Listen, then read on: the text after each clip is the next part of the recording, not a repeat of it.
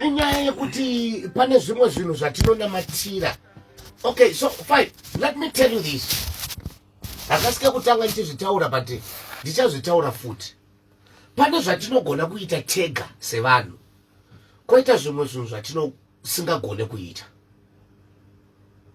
Kana wanherera, you have to be a prayer warrior. Kuti uri kunamata nenzira dzipi, but you have to be a prayer warrior. Because chinoitika ndechekuti vabereki vedu isusu tokwanisa kuzvinamatira toguma ipapo. Vanokwanisa kuti kumbirira vabereki vedu, vanokwanisa kuti teurira nembuya nasekuru. Ndosaka uchiona vabereki vaiti kana ukashanda vana angu amai dhuku neZambia, mbuya kumbeza kufukidza shuku. Saka unofanira kutogara pasi kutokumbirira mhuri yako. Because one thing chaunofanira kuziva ndechekuti paunokumbirira mhuri yako, even paunokumbirira vana vako, ndo vana vako unovakumbirira. Saka chinoitika ndechekuti kana usisina nokukumbirira wasara pamhene, mhepo inouya ichingorova iwewe, mvura inonaya inouya ichirova iwewe.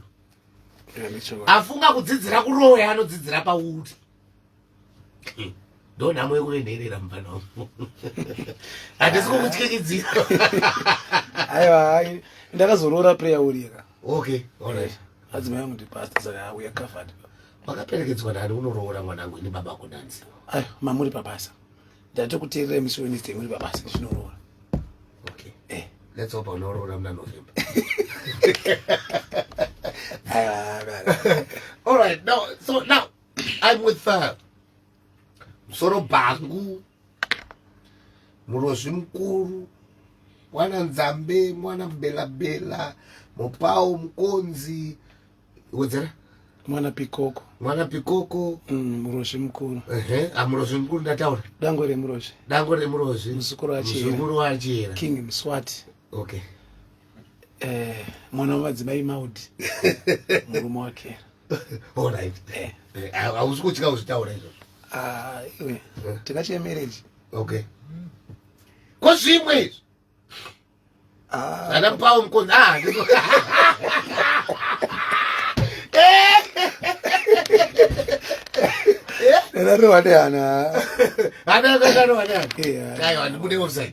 But now, Peter, chananyanya kudaidzira kuno ndechekuti, you know what? Last album did very well. Thanks for that. But wafunga kutivigira zvimwe. Ndafunga kupa zvimwe zviri nani. Darika seshi. Ndiarati zviri nani. Nansanda zvino. Ndotaura zviri nani nanda. Chitori nani. Chitori nani. Okay. I believe you took your time. I did that. Kugadzirisa zvinhu izvi. Sure. And I've seen you performing, improving every day. Thanks in that on. Kubva zvatakatanga kukuziva madisco dhaamashoma inani nyatotaura chokwadi uri kukura every day. Tikamasiya takutomakanga every day you're growing up, and I'm glad to say so. Zvekuti ndinofunga kuti kana vari kumhepo vachitiona vari kufara. Ndo mafungiro angu. Handizitaurira kufadza but ndo mafungiro angu. Ndo mafungiro angu. So now zvatoda kuita mai pana pativlo, ndoda kuti undiridzire song iyaya. Kundivangadza nerudo Mwari makandigonera. Yakamberwa kero. Kundivangadza nerudo. Ndaibwangadza nerudo.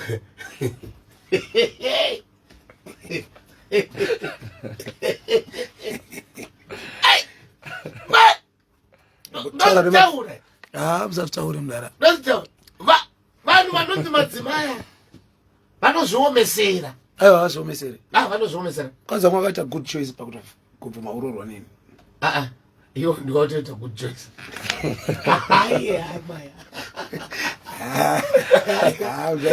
Iwewe ndiwo wakaita good choice. Iwewe wakasarudza mwanangu. Catch me handle. Wakashana.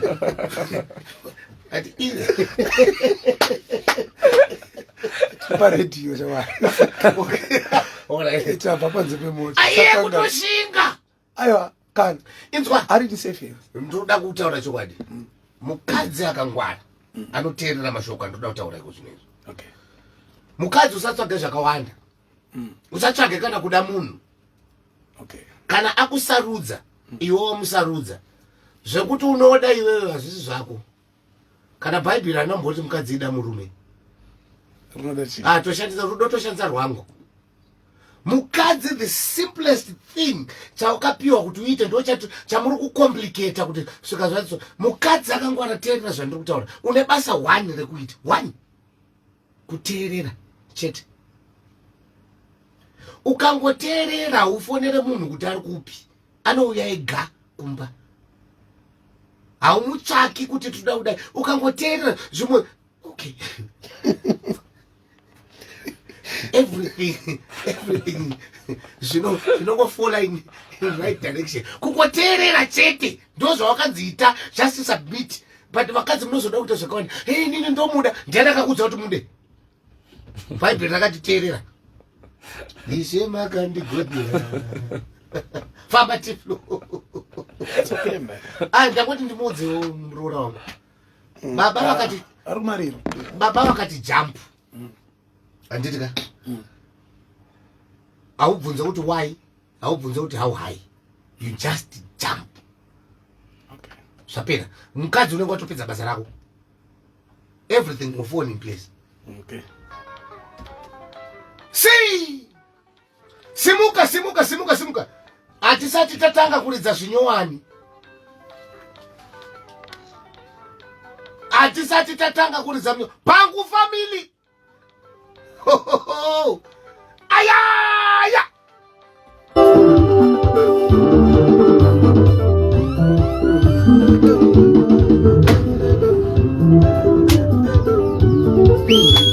Star FM. Feel it.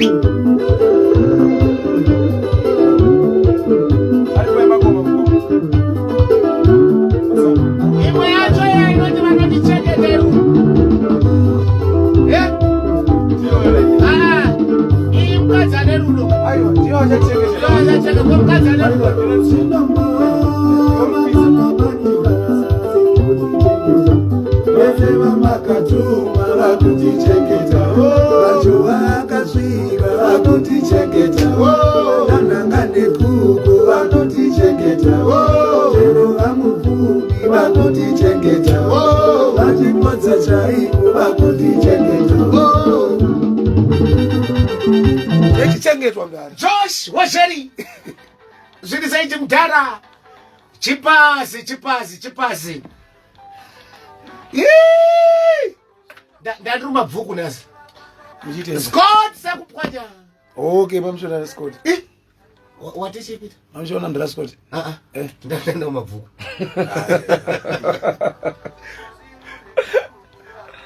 si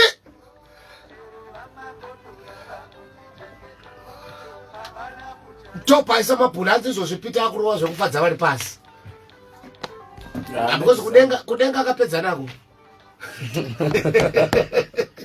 ndakapedza nako kudenga akapedza here's the thing inini dai mai vangu vasina kukurumidza kuva dai ndiri mufundisi okay uri kunzwisisa ndaura saka kufadza vari pasi nekufadza vari kudenga ndakazoita mufundisi ndobva handina kugumira ipapo izvozvo ndaarchbishop archbishop achi kereke oh ZFFIC hausiye mwanangu ndiri archbishop founder and visionary chanauza ndosanga nemupawa problem unoparidza pafoni ndo kuchechi kwedu iko oh inotonzi zvidhakwa fair international church oh hativige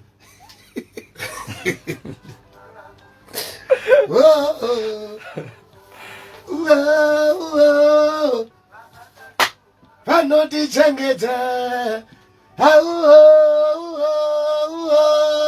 vamakatuma vanotichengeta si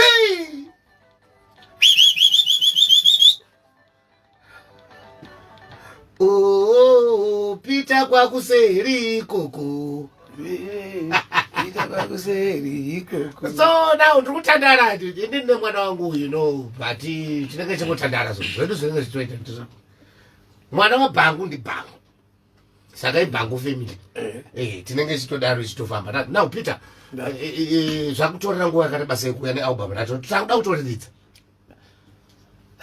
Kubva pandakapedza kubudisa album iri, I was working on my album iro randazouya naro. So but tapakati ndakazodiscover and decided kuti mama songs akudhara, you know, vanhu vanenge vachimafarira but they couldn't play because of the pitch and aishandisa nesound and aishandisa. So I decided to do to redo mama songs. Exactly. All right. And you waita zvauri kufunga kuti unogona kugutsikana nazvo? Because it's fair and fine there. You've been in the game since kushayika Kwamdara. kwauri kwamukoma kwandiri. All right. Right, so and you've been there, criticism coming through, support coming through, sympathizers coming through, but sympathizers come and go. Exactly. And unozosara wapa reality. Wakuonesana nevanhu. Right. How has reality kicked in you? I think muna wandofunga nini kuti, you know, anondipa a tape and go. And it's Makingwazi. Okay. Yeah. So ina Makingwazi like not zvekutukana zvokuti techivengana, like tinogona kutofonerana tichitotukana and tichitomuti achitoti mira undinzwe this year indototi hauchandinzwawo. So right. I love that push, so I always listen to his songs. Then I tell kuona okay how he writes his music and on onzwa voice projection, onzwa kuline kwanoita ma words, you know, onzwa message, you know, such an so munhu wekutoti when I'm making my music and ndakatomuudza kuti hauchandinzwawo bosi papa ndakatomufonera ndikati chibaba this time ma1 kana usina kutosimba kutopfeka majaketi kana tutu bosi chando chandinacho ma1 ano. So is munhu wekuti ndakangoembrace, you know, haina nambo ndakona shamba bhora notukwa nemunhu wese and you embrace it, but if you want to score you score and so ndo thick skin ndakapinda naye magitari because haundituke usingandizive azviite kuti iwe undiziti handigoni nongwatonditeerera ende chakaita kuti unditeerere ndechoti unondida iwewe unongositondida iwe hauteerere munhu usingada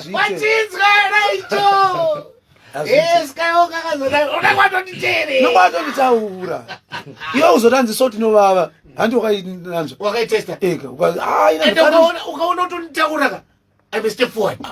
Ene manje ndinokazviudza band rangu kuti ina handina pressure nekuda kugonera munhu. Ndine pressure yekuda kuzikanwa, ndizive chete. That's my aim. Kuti ndaitei. Ndikati ukangondiziva it's a win to me. Okay. Ndipita mwana tonga anogonera chini tete ovotero but haagoni. Iwe watondiziva iwe. You took your time to listen. Watondiziva. Ndipo pane aim yangu zvokuzogona kudi that's one baby. Because it's song ndenda togadzira. Okay. Iwo unongogadzira. Vanodya. Vanodya. But nongwatodya. Kudya nongwatodya. Kana Kana iri poison unongwatofa. Unongwatofa zvezvatama. Ichakuti ba. Zvezvatama. Njero kazoti tsaru. Unongwatofa.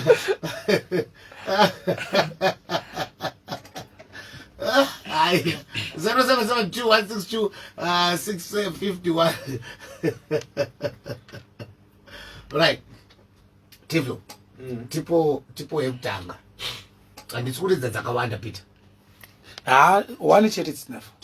Ndiri kuridza mahafu 2. Ndiri mahafu 2. Toda turidze 1 4. Ndiri mahafu 2. Toda turidze 1. Upikisa baba wako. Anoisi kupikisa. Totokumbira.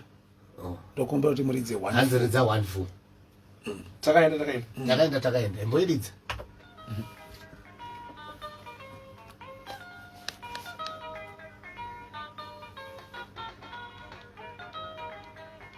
matanga uchanorememba musichibva kupractice yebhora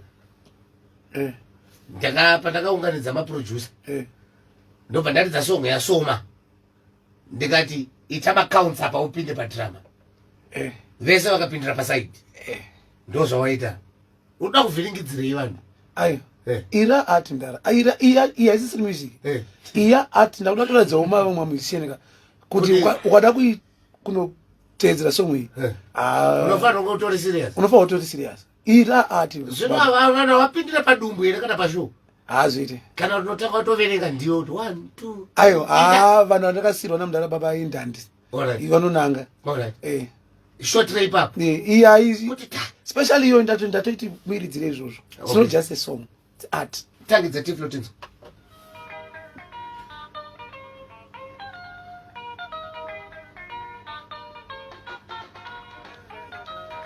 ndina ndina kupodza yawananga ndananga tangidza tiflo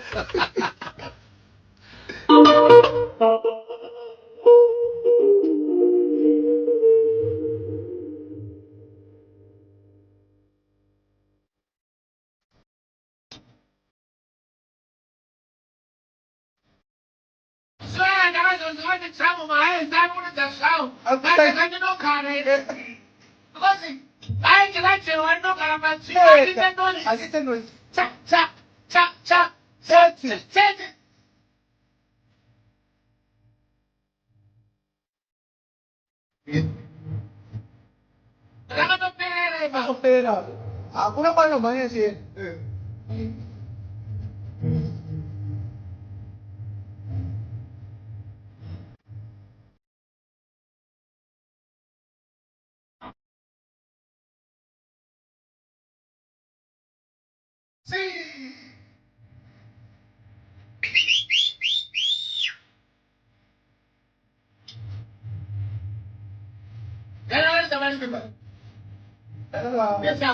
Saunya para ula.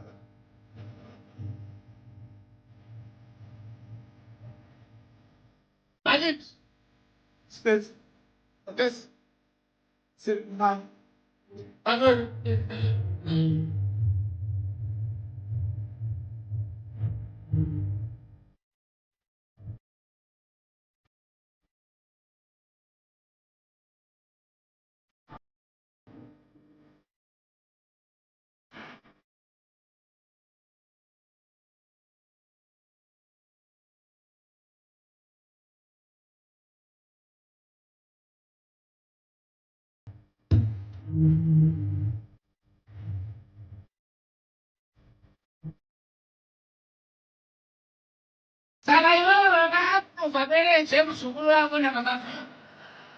Ayo, ahí sí, güey. Tidak fones. Okay, jadi kau sini. Tidak. Aku kan ada orang pun sama memu.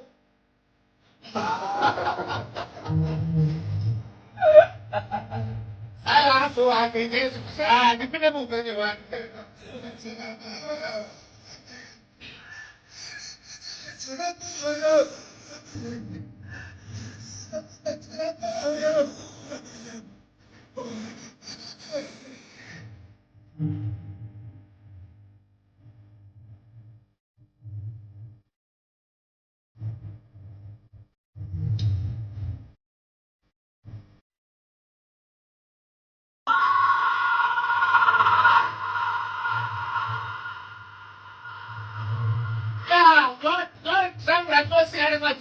Cari. Cari.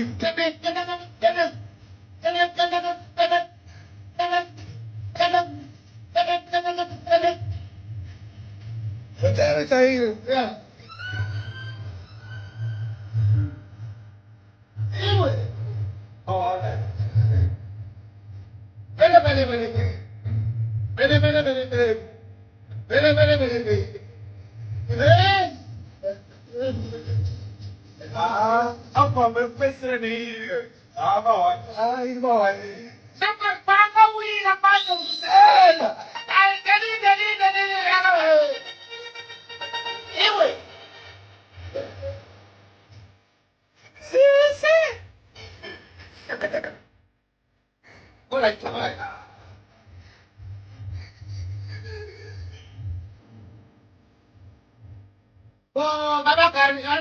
Chau ya no. Ya kan. Coba makan. Ana ko ya no kana ustumbi. Siapa makan? Lo jauh, puluhan. Oh, aku na umbo kuda. Sefi. Ayo, yo biasa kan jatuh masuk. Oh, aku na umbo. Ayo, lo di mana baru? Bagus. Mana no para change. Siapa jauh? Oh. Ya betul.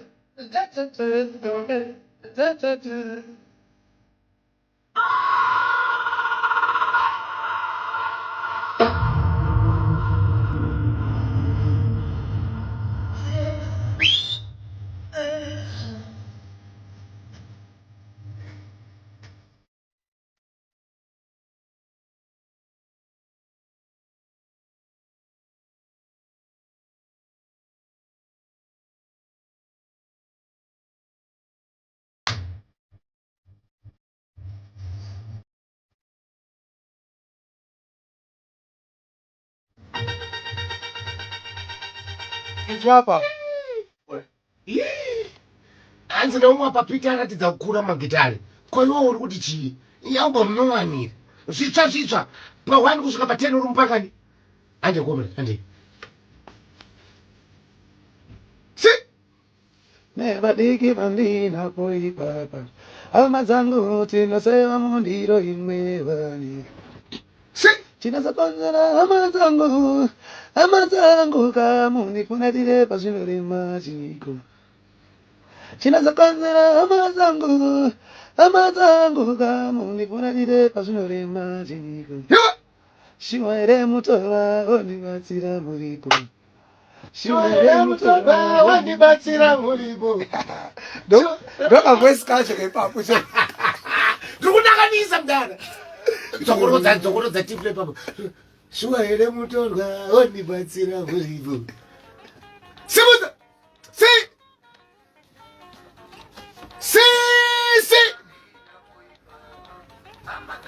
Tinasema mondiro imwevani. Nebadiki bandina poi papa.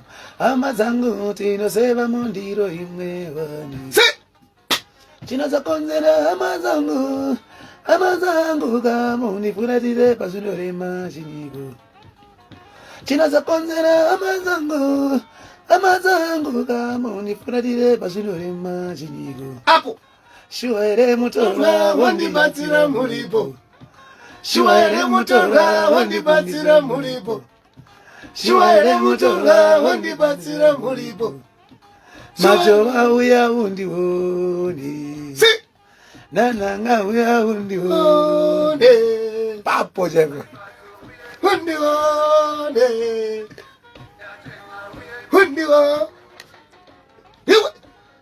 Tafi from Dombo Chava Kokonyams. Muri kuti mimi 10 out of 10. Nanzi ndakumbulani homeboy wangu anogona 9 out of 10. Vakomana iwewe uri kuti chiiko. Nyasha padusa panzi 9 out of 10. Mama Ryan's 10 out of 10. Brand new stuff from Peter Moyo. Deny muno studio 0772162651. Uri kuti chii iwewe. Ingonyona kuti kana iri 2 out of 10, iri 7 out of 10, iri 10 out of 10. Ingonyona kuti ma ne result. Chete. Ayo haya katwele. Nyora result kani urumpangani. Si.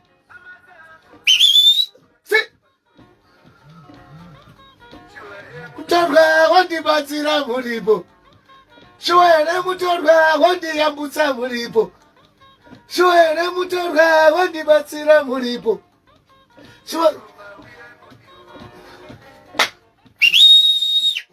Undiwone.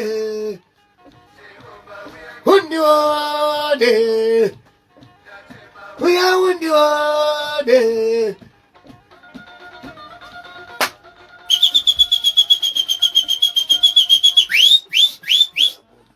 Famba toki pasi panyolo.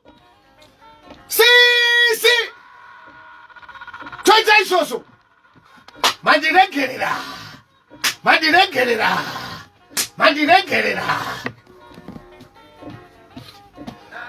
Uya undiwone.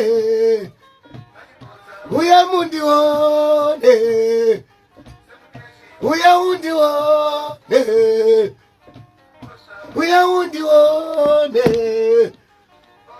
uya undione. Si, si, si, si, si, si.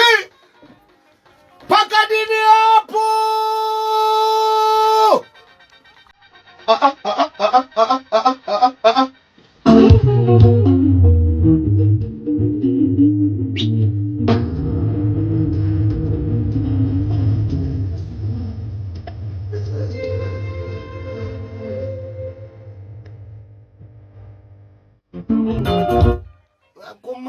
Komana ka ini ndanga ndambochiteerera because Tiflani Hori akateerera ega saka but pazongoshota pekunzi Skywalker uya undione because vachimboza varipo kweni muripo mda zvokunemisizvo. But thank you so much Alipo Mkomana. If you have my questions and ndoda kuti Tifla ngodzora panonaka chete handoya tiri kuridza chete iyo inasi. If you want to see zvakawanda ku Steakhouse. All right. Friday 29 then vafana vangu Tongai Junior na Tanaka. Okay. Then now. Oh. Okay. Koma no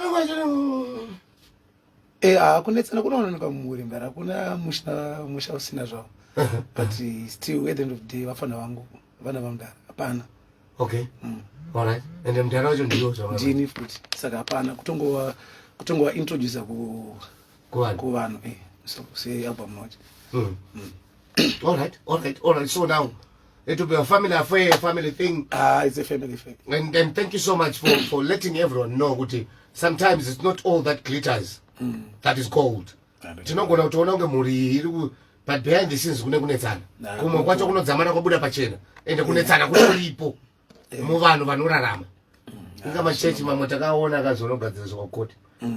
Chechi imi muchiita yeye. Vachigwira mwana. Asi vamimboti nyarai. Andoda kutaura chokwadi. Loya kutonomira kuti ndiri kumirira chechi iyi ndiri kumirira. Akati motyai Mwari wakomana akati tyai Mwari hatisatambonzwa kuti unenge akadzaenda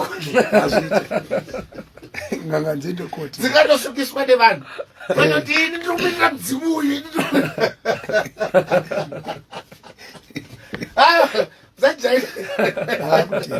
takupinda munda mevanhu vakasererana patatokuudzai ukaona spare time mutinyare ndinyare mese kurura zvegumi mutinyare mukaona spare time. Alright, fine.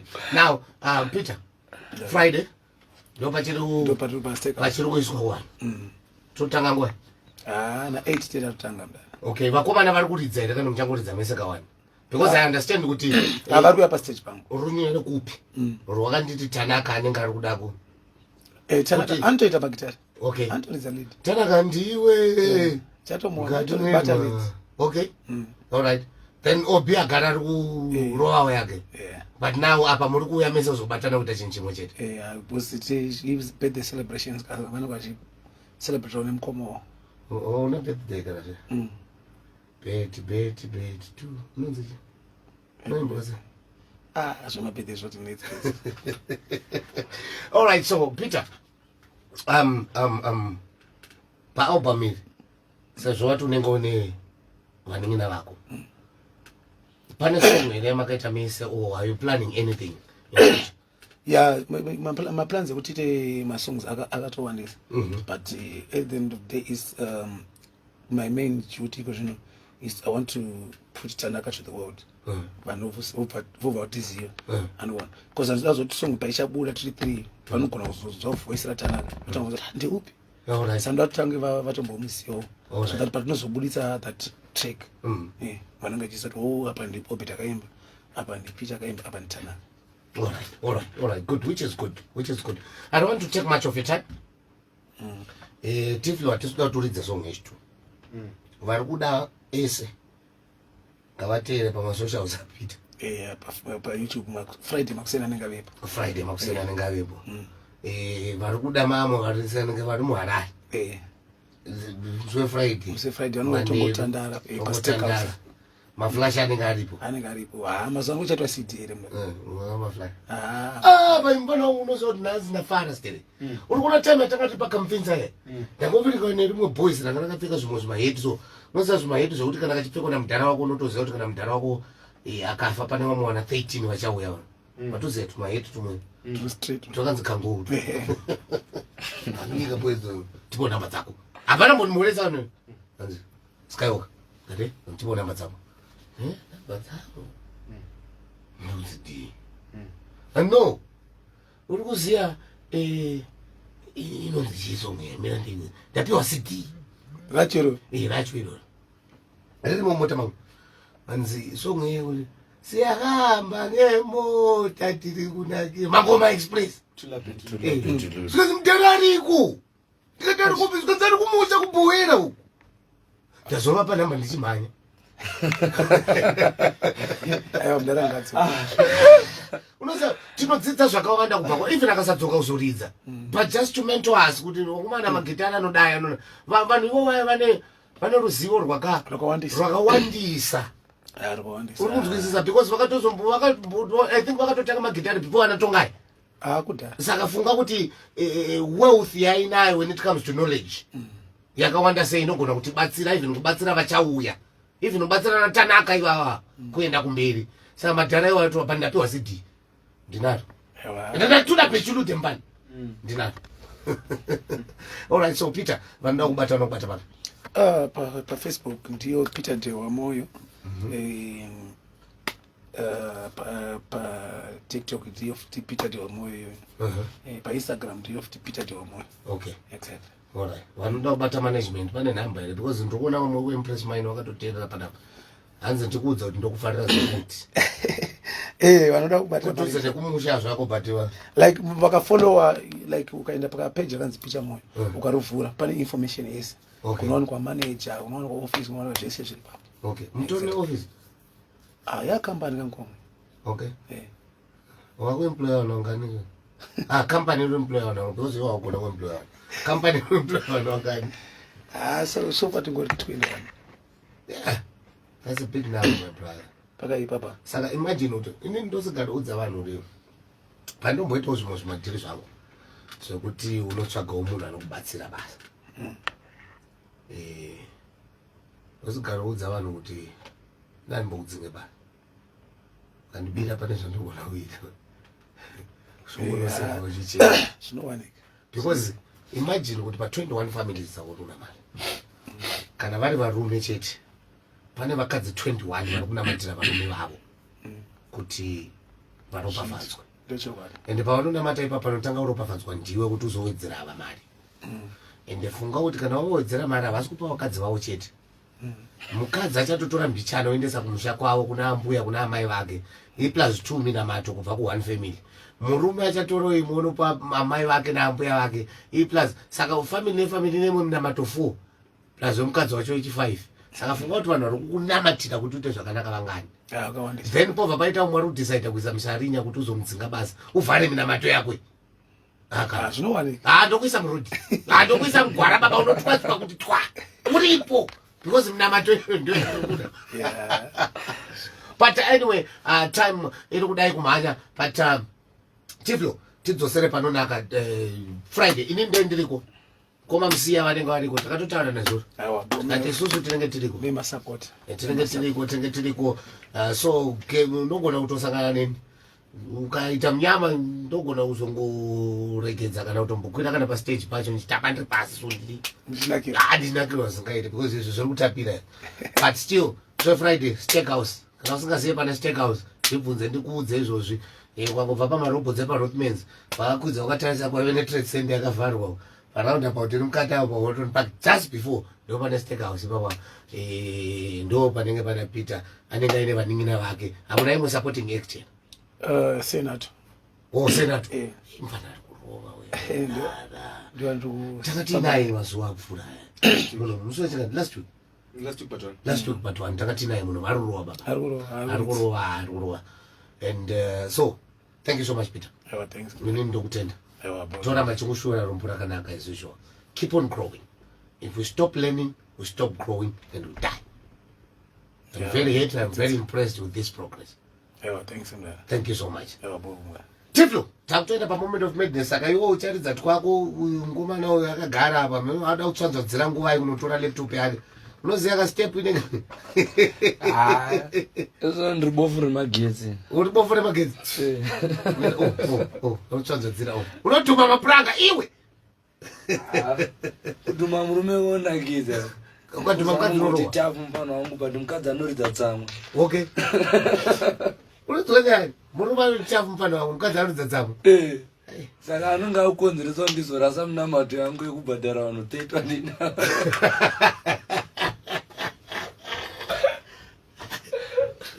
vari vanoona mugadi milazi ndakandikirawo po matari Milazi anengisikanzwa. Milazi. autotoma statement yari Milazi anengisikanzwa. alright my team no shoot ita kuti inini zvandoo ndambotaura pano ndagara ndautotira so tiflo namilazi naruwa handinoti vachasara vachiitei but ndatoisa disclaimer papai papai Adoro, muiso volume.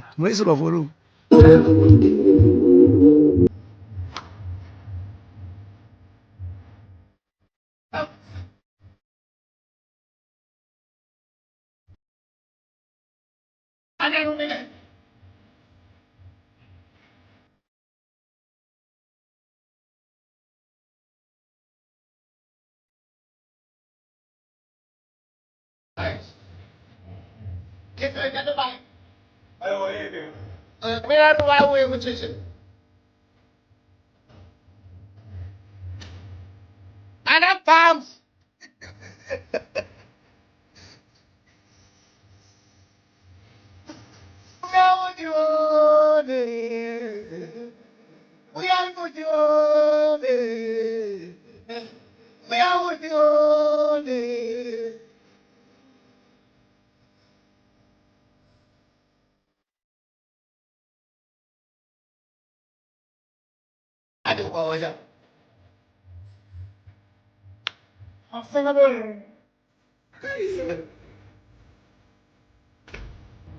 Bye-bye, guys.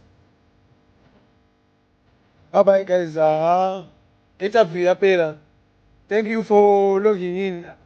Then, use Friday, masongzesa nelaba YouTube. Saka munhu wese anokwanisa ari maHarare. Ngoya paState House. Zvinogona kuti nakidza. Saize we will say, Nico. Boss Pepo Lupo, muri Semdara. John Nyambira, muri Semdara.